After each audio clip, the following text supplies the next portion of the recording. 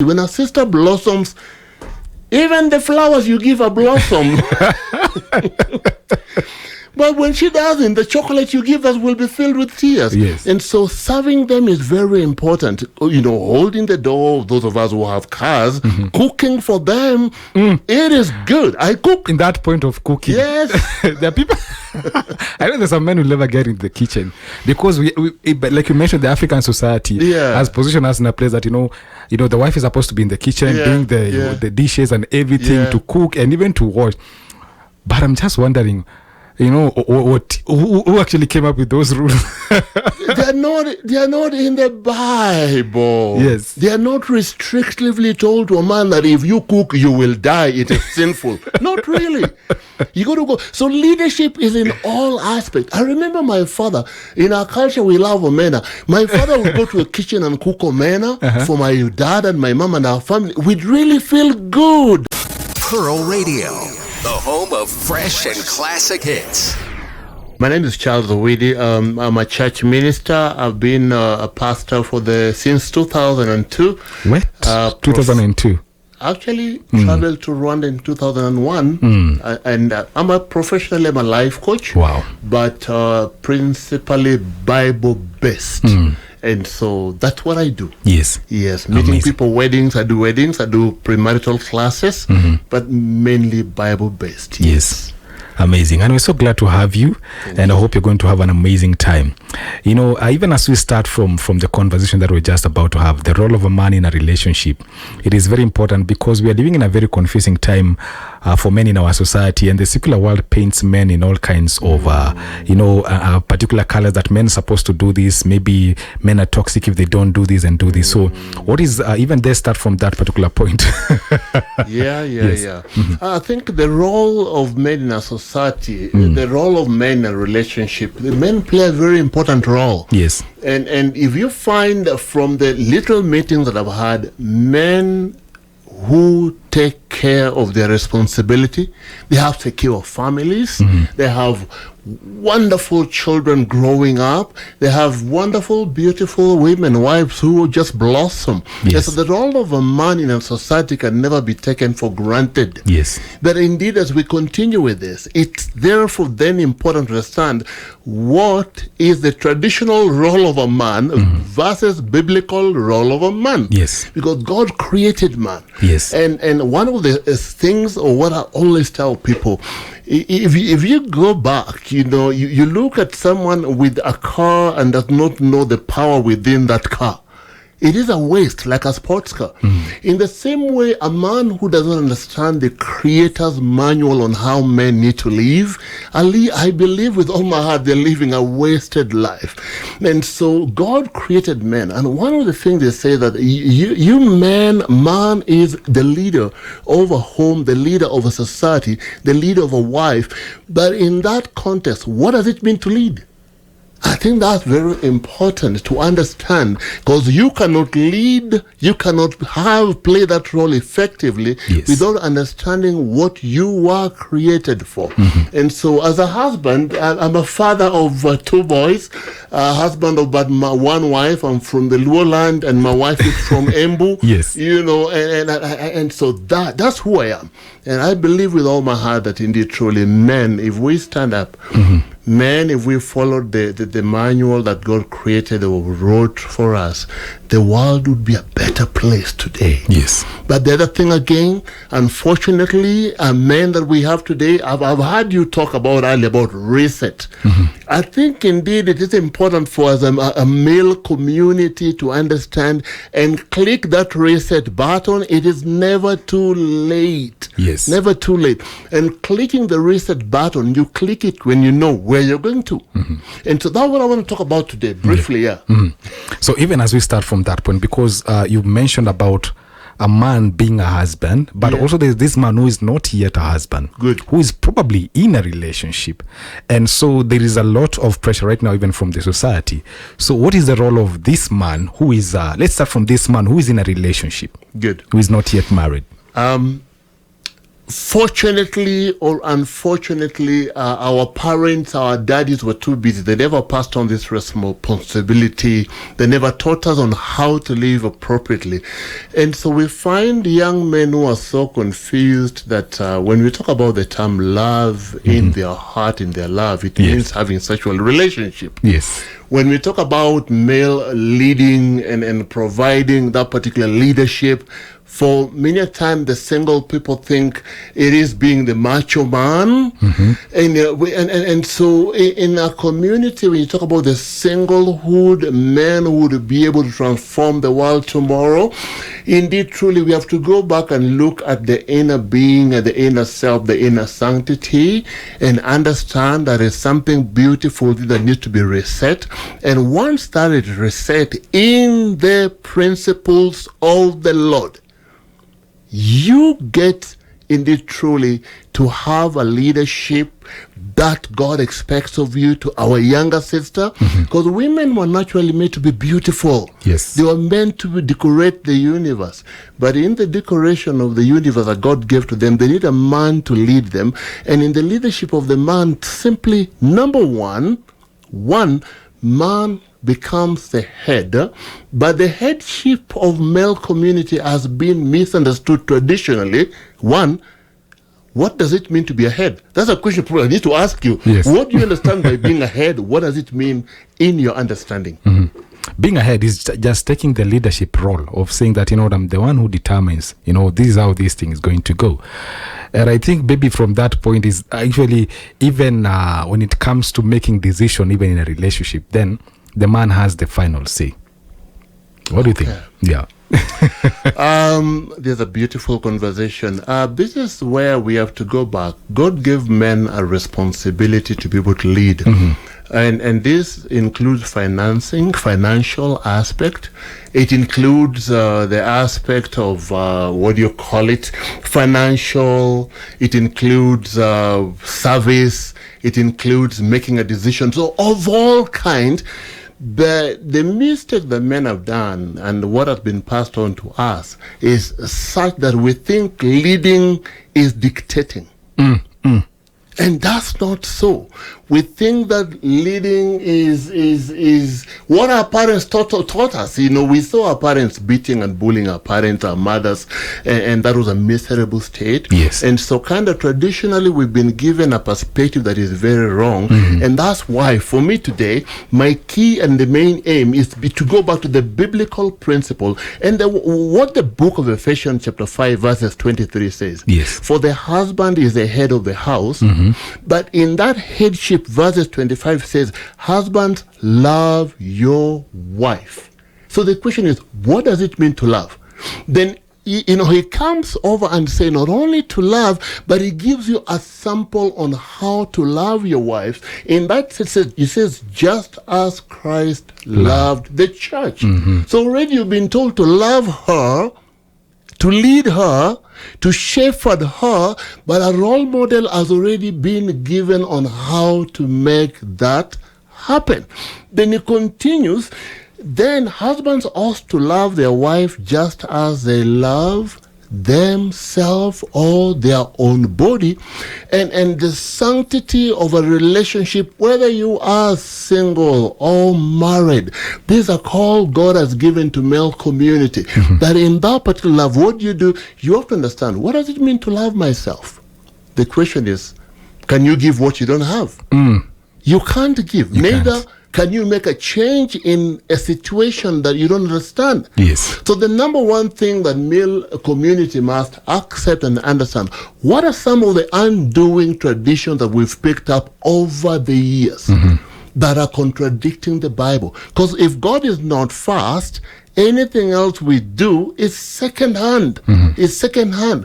And so we've got to go back. And when you go back, the biblical principles, then you go, Paul himself says, if I have prophecy that can turn and move mountains, but I have no love. If I buy all the flowers in the world, if I buy for that young girl a car, if I have the latest, but I have no love, I'm only a resounding gong. Yes. And then Paul comes and speaks about the qualities that describe what love is. Love is patient. Love is kind. What is it telling you? Husbands, love your wife. Husbands, be patient. Husbands, be kind. Husbands, be gentle. Not only, let me go back. The singles community, forgive me, I'm a married man, so I'm talking from the marriage, marriage state. Yes. So it talks about a man ought to be a man who loves and protects the female gender. A man ought to be a man who serves the female gender.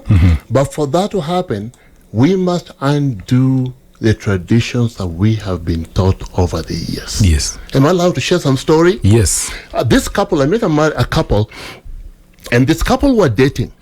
And the lady was afraid. She was really afraid in this relationship because she felt like this relationship is going nowhere. But the man, he was so confident that we are okay in a relationship. I don't see what the problem is. So when we went down, and that's what we talk about, a bit of pathology of an individual, their upbringing. This single man, in their family, the mother and the father fought all the time, but they all kept just together. They never separated. But for the lady, what had happened, that particular lady or sister, the mother and the father fought a bit and the family broke. So for her, anytime she saw a problem in the relationship, she saw a divorce sign in that relationship. But the man did not understand that. But for the man, problems are part of life because my parents have fought all the years. Yes. And what has happened? They are still together. And so quickly we need to do what we call, what you talk about, the reset button, to help the man to understand the position and the condition and the upbringing of the lady so that he could validate what the lady was going through, not to downplay the fear. And that's what now we call communication. And that is leadership. A man understanding the female gender, that the female, the female gender are emotional as we are factual. Yeah. And so leading them is understanding who they are. Yes. That protects them beyond what you know. And you see, even in the movie stars, what happened? A not very handsome man end up marrying a beautiful woman. But if you ask, what did you see in this man? He validated me. He understands me. And you find that those simple things that one day when you're married is what actually leads to divorce. True. Not big things, actually. Yes. So that's yeah. I don't know if that makes sense. Yes, it does. So understanding our culture, the upbringing, and then from the upbringing, then you are able to do a reset button. And that's where now you need a life coach, you need a counselor, a pastoral counseling to be able to help you to understand your past, and you have to deal with it. Apart from that, the traditions we've grown up in, the culture we've grown up in. I heard you speak about television. Yes. The things people watch on television, and they're hoping that would be the kind of marriage they're going to have. That's the kind of relationship they're hoping for. Yes. And these things end up triggering their sexuality, a desire to have sex prematurely because of what they watch. What the eye sees, what the ear hears, is what the brain perceives. As a man thinketh, so is he. So it is therefore very important in leadership, first of all, love yourself by leading yourself to purity. You mentioned about some of the things that we need to unlearn, as men. And right now, because this society and this generation that you are living in, like I mentioned, the Gen Zs. So the Gen Zs, we have this aspect that, if this guy does not provide for me, then, I tell me like, this guy is unstable and is not good for me, and so we have narrowed down the relationship to the financial aspect and to see the ability of a man based on the money that he has, to see if it is possible even to run this home. So is it the responsibility of a man to take care of a lady, especially if they're not yet married? They are not yet married. Yeah. There is one scripture that talks about what good is it to gain the whole world and yet lose yourself. What if you get this man and you get all the money, he provides everything you need, but he abuses you? Because one of the most, I think, important point and aspect that you and I must think about is the moment the man begins to provide, there's an expectation. They start treating you like a wife at that particular moment.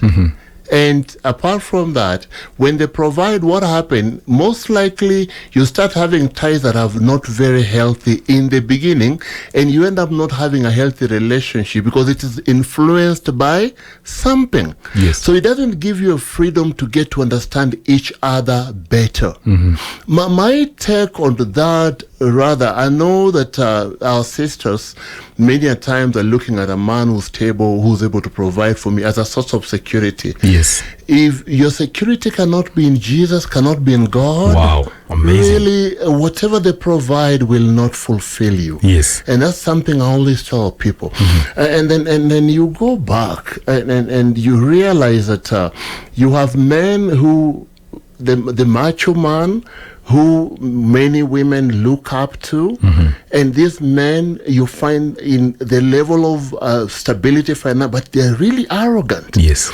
They feel like they actually they always feel like they're bigger than God.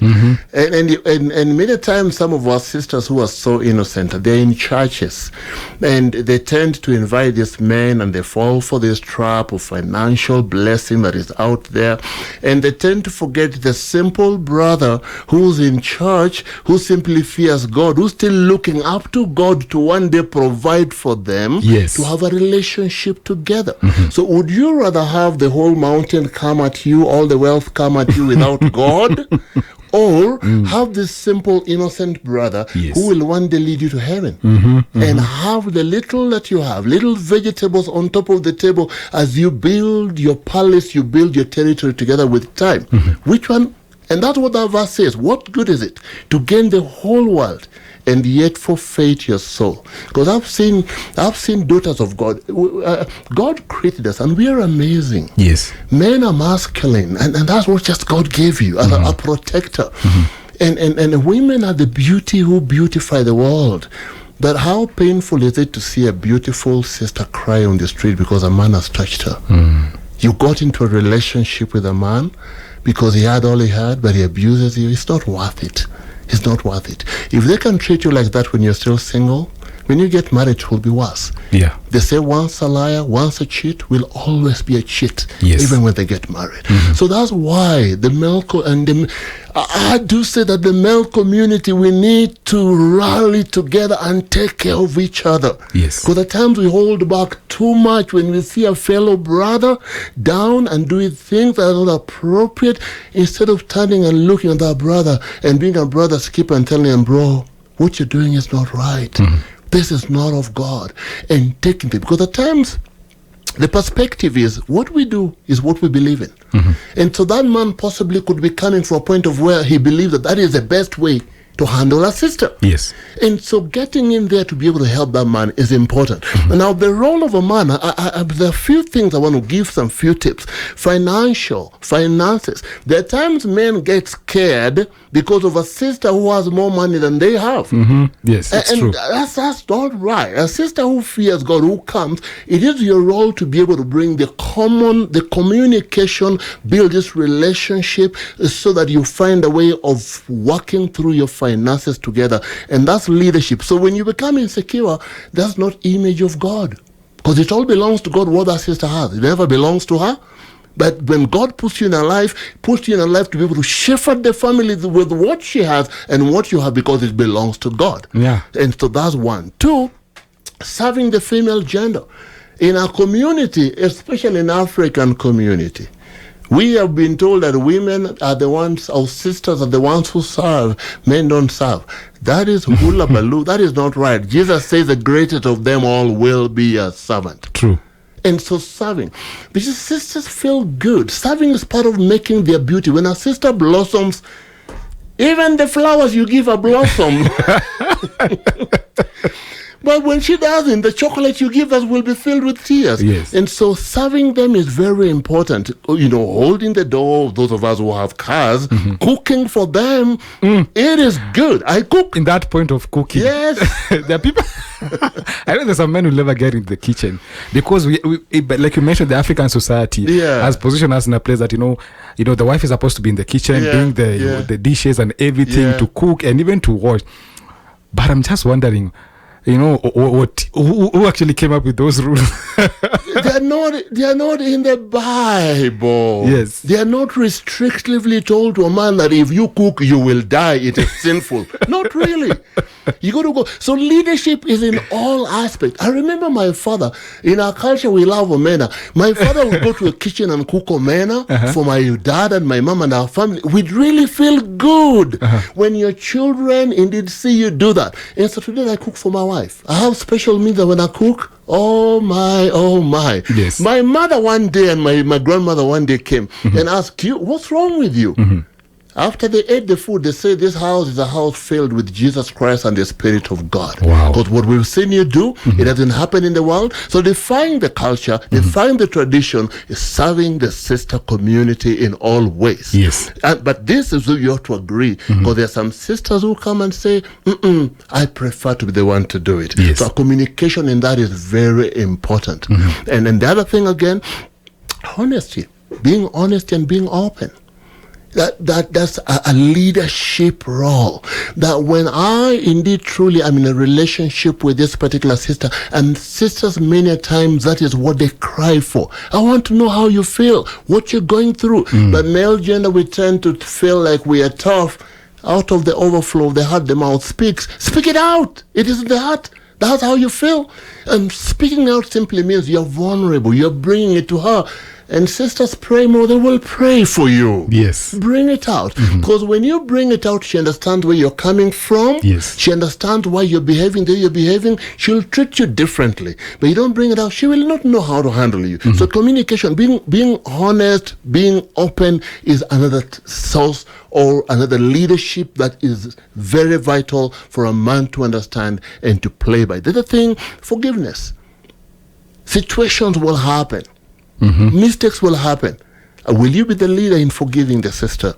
Will you be the leader that when you're wrong, you speak about it honestly, but you still forgive? Not because you feel like, but because my Lord has called me to forgive this sister, because I'm created in His own image and I have the capacity to forgive. His divine power has given us everything we need, life and godliness. Yeah. Forgiveness is very important. You mentioned about forgiveness, and actually today I came across there's a particular meme of a guy who actually he was telling his father that, Dad, I'm going to get married. And so his dad was like, tell me I'm sorry. I was like, why should I apologize? The dad insists, tell me I'm sorry. I said, what have I done? But then the guy said, okay, sir, I'm sorry. Then the dad told him, you know what, you have to learn how to say sorry in marriage. That's a good one. Yes, because in marriage, you maybe sometimes make a lot of mistakes, and it's very important. We are sinners, we will make a lot of mistakes. Yes. So saying the word sorry, and especially when you mean it from your heart, is very important. And the other thing, as you say sorry, it's good to explain why you're saying sorry. I'm sorry, will you forgive me? No. I'm sorry for having done this and that and making you feel this way. Yes. I'm truly sorry. When you explain why you are sorry, you're holding yourself accountable so that next time you don't repeat the same mistake.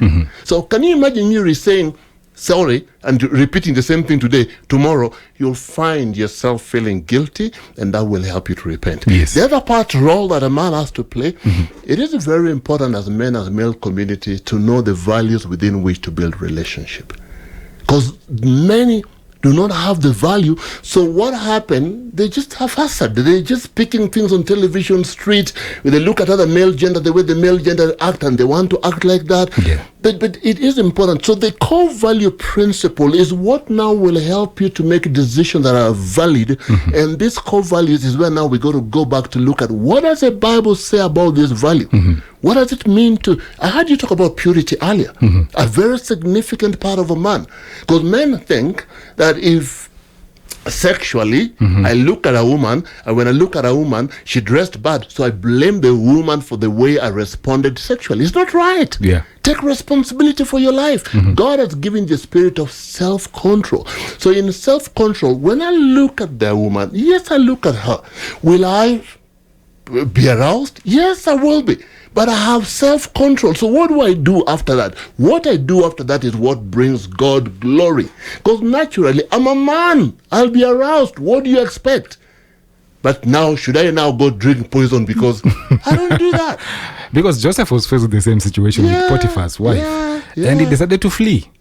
He did that. Yes. And that when we do that as men, that is how we protect our sisters. Yes. When a sister that you're building a relationship knows that you're macho, your eyes are not roving all over the world looking at every other sister passing, they feel secure. Yes. They feel secure. And so that's very important. Wiping their tears. Jesus Christ, God says, I will wipe away your tears.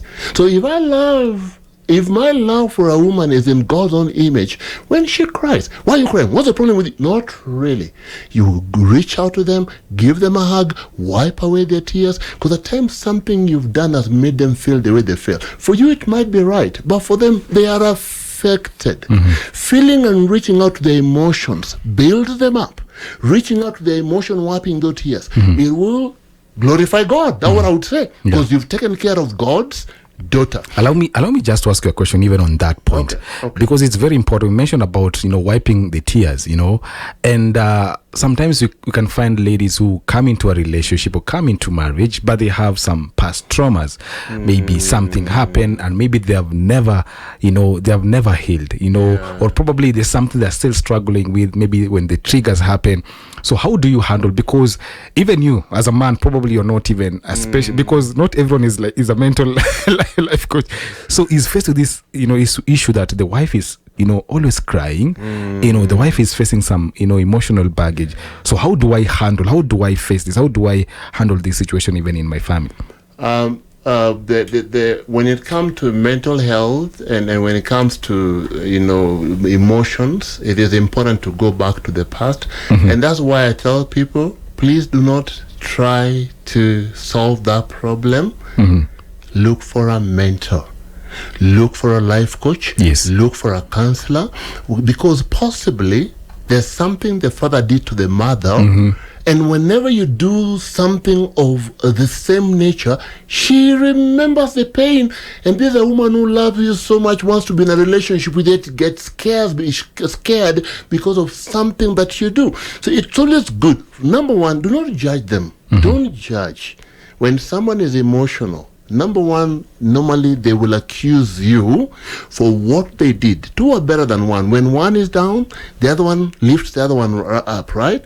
So it would be a wrong mistake to look at a woman's emotion and you also become emotional. And that's why when you walk with Jesus, what happened? You get strength, the abnormal strength. Yes. And then you reach out to her and just seek to understand, for you to have the communication, the common ground. So that, why do you seek to understand? So that you protect God's daughter, you don't repeat the same thing that triggers them. However, when there is a situation that constantly repeats itself, yes, please don't get married before you sort these things out. Because many times the mistake singles do is, I will get married and then we are hoping to change this problem tomorrow once we are married. Trust me, if you marry a sexual offender, he will cheat on you. If you marry a liar, they will lie on you. So deal with them before. The question they will ask me, oh, I love him so much, or I love her so much, what if they decide to leave? If their love for God is not great at the moment, it's not worth having that person. Because one who fears God will deal with themselves to protect God's daughter or God's son. If they're willing to deal with it right now, trust me, for the rest of your life you'll be dealing with a lot of things. Because when you get married, there are even heavier things. Children come, pregnancies come, financial challenges come, school fee comes. There are more heavier things. In-laws as well come in our African culture. You know what that can do. And so in all that, if you cannot handle the little you have right now. Does lacking a father figure during growing up, have an effect on one's family?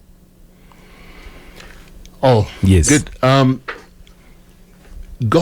God created man and he made man in his own image. A father figure plays a very important role. Yes. And the effect is there. And that's why normally I tell single sisters, it is always important to be a communal part of the community of the church and introduce some uncles to your sons. Because what happened, we are... robots, we are programmable. As a child, you brought up with an empty brain. Yes. And everything you ever know about being a man is simply learned from your father. Yes. And so if you don't have a father figure around you, what happens? You'll learn all the female characteristics and habits. And that's why it is significantly important that if you have not had one, please look for a mentor. One, for the sister community, get a man, get an uncle in the church around your son. Yes. That is very important.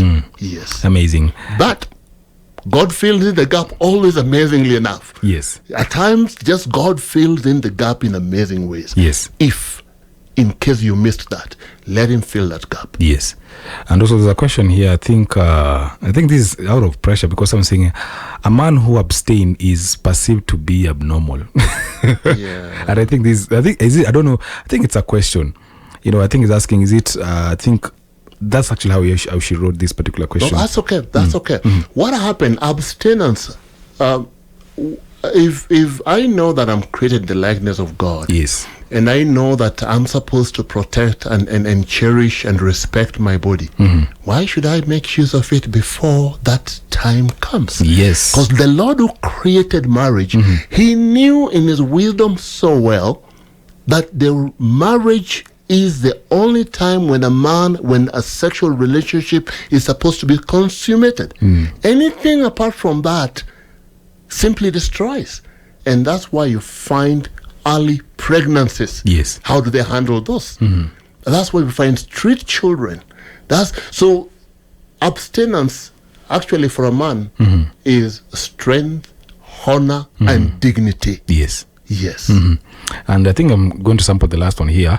There's a man who is over 50 and not married. What's wrong? A man who's over 50 and not married, there's some, I cannot say, there's some answers I cannot give you clearly. Yes. But many times, such people, even in our culture, you remember the firstborn needed to be given in the olden days to be looked for a wife if they were stuck. They would be looked for. And so in church system, such people need to go through therapy and counseling because there could be an underlying problem, fear of a female gender, most likely, yes, or most likely insecure. They don't know how to approach a sister, and that's why you need a brother to hold a brother's hand, yes, and teach them how to do these things. And I think we need to organize programs to empower men. Because I believe there are men who are shy. Yeah. And they're shy because I think, I don't know, because society has positioned us to a point that we are supposed to be making the first move when it comes to, approaching a girl, that I like you. Yeah. But there are men who are shy, naturally. And they like this lady, but they don't know what to do. And at times we look at it from shyness, but they have most likely a hurting past. Chances are normally, no way. Our action come from a perspective. Perspective come from an information built within our brain, within our system. And so those that I've known, they have a hurting past, and we have to undo that, because you bring them into the relationship, you bring insecurities in that relationship, they will not lead effectively. So that's a counseling situation. So I cannot give a clear answer, only unless the person is met for counseling or for life coaching and the diagnosis is done. Yes. Amazing. And I think most of the question and the feedback coming through, and someone saying, in our generation, sexual purity is perceived as abnormal. I feel like sexual purity should be insisted and be normalized.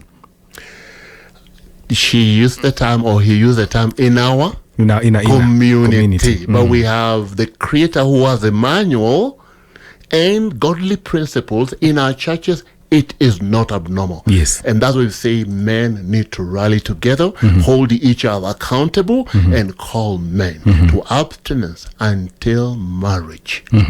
And when you go there, my brother, the joy that comes with it, it's immeasurable. Yes, and I can testify, because I tell you, the joy in waiting is the beauty in when you do it at the right time. It is very, very important for people to know there is that right time that God has set this thing. I know, but I know wanasemanga in Swahili we say that damu ni moto, like my blood is But God has given us a spirit of self-control. Yes. A man who walks in step with the spirit, we have been given the capacity Yes. to manage and to control ourselves. So the fact that you feel like stealing, robbing a bank because you're broke, do you go rob a bank? No, you don't. Let me tell you, if you are next to this beautiful woman and you are about to have sex, and then someone comes and tells you that this woman is HIV positive, will you go ahead? So that shows you we have a capacity to control and to manage ourselves. True. Yeah. True. Wow. Let us continue the conversation. I know time is not really on our side. We have like 2 minutes. Okay. Yeah. And so in brief, literally, one of the things that I must help our brotherhood in leadership to understand, God has given us the power. But as a man thinketh, so he is. Yes. So one of the key and very important point, we must do what Romans 12:2 says. Yes. Transformation, doing that reset button by the renewal of the mind. And only then will you be able to test God's will, which is good and perfect. Yes. How do you renew your mind? Renew your mind by having self-awareness, getting to understand why you respond and you react the way you react, and then you get the scriptures to be able to replace that mindset over time. Because the Bible says in Hebrew chapter 5, verse 11, that mature, solid food is for the mature, who by constant use have distinguished good and evil by constant use of the scriptures. And so it's important for that consistency in memorizing, meditation, replacement of the old habits, old culture, using the word of God. Trust me, you'll enjoy life. I enjoy my Christianity, and I remain within the biblical context in all I do.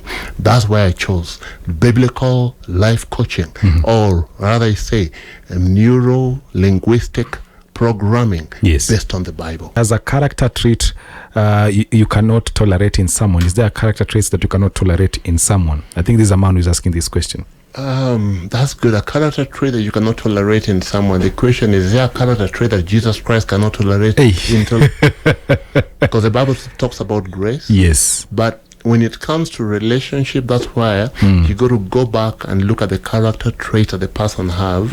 Are they building your Christianity, your relationship with God?